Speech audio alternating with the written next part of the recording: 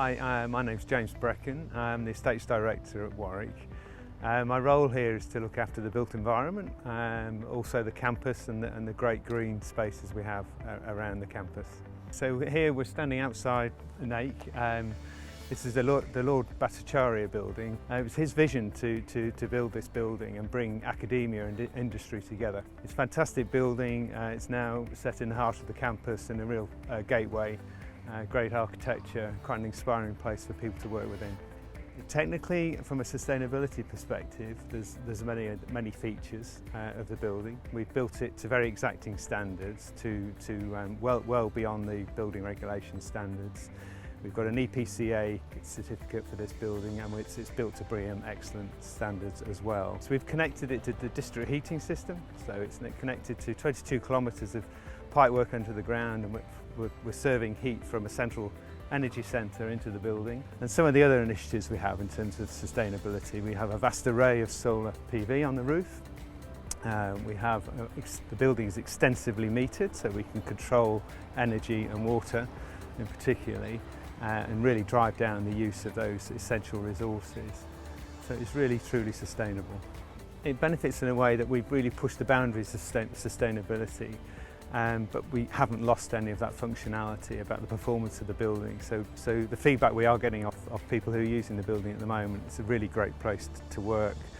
They can go about their work with all that great technology inside the space and deliver what hopefully is going to be fantastic research without losing some of that sustainability credential.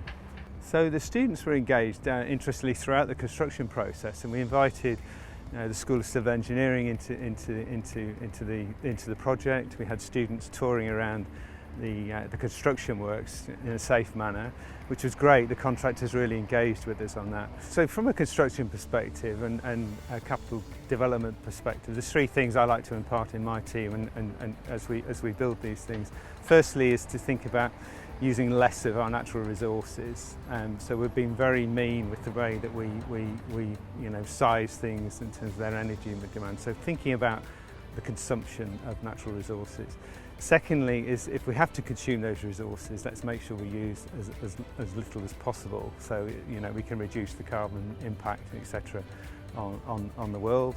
And then thirdly, we have a great green campus, so I think it's all about investing in nature and developing the biodiversity and their natural habitats across the campus. So those are the three areas that sort of focus for me. The behavioural piece is what it's all about. If we can actually get people to understand the impacts of building such large buildings on campus, and particularly the embodied carbon that these buildings generate all the way through their construction.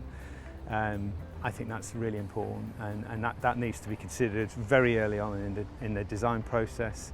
Even before you draw anything on a sheet of paper, we're thinking about how we're going to design these things in a really sustainable fashion.